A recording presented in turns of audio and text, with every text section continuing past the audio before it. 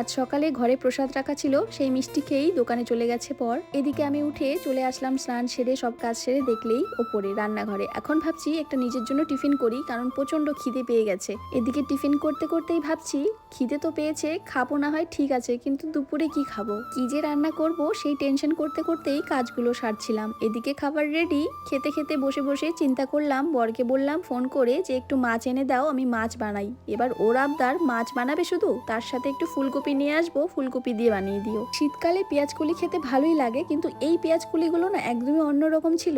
এই পেঁয়াজ কলিটার মানে পেঁয়াজগুলো নিচের দিকেই ছিল, তো ওটা কেমনই একটু অন্যরকম টাইপের, আমি তোমাদের বলে বোঝাতে পারছি না। যে ভাইটার কাছে কিনেছিলাম সে ভাইটা বলেছিল যে পেঁয়াজ কলিগুলো এখনো পরিপূর্ণভাবে হয়নি, কিন্তু খেতে ভালো লাগবে ভাজা করে খেয়ে। একজন বলেছে স্টিলের হাঁড়িতে যে রান্না করো, স্টিলের হাঁড়িটা পুড়ে যায় না।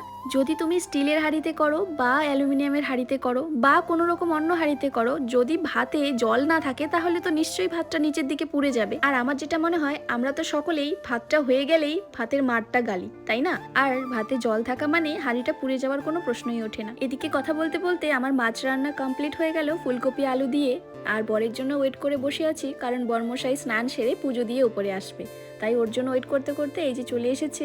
এখন দুজনে মিলেই বাইরে বসে খাচ্ছি, মানে ছাদেই। এই জায়গাটাতে না রোদ আসে, তাই একটু ভালো লাগে শীতকালে ছাদে বসে রোদের খেতে। বিকেলে তো শুয়েছিলাম, তখন বর চলে গেছিল একটু বেলাকোপা, আর এসেই বলছে এই হেলমেটটা রাখো। বরের কিছু কাজ ছিল বেলাকোপায়, তাই গেছিল। আর আমি জানি বেলাকোপায় গেলে বর আমার জন্য কিছু না কিছু নিয়ে আসেই, কিন্তু আজকে দেখছি কিছুই আনেনি। পরে ঘরে গিয়ে দেখছি হেলমেটের ভিতরেই আমার জন্য টিংটং মোমো এনেছিল।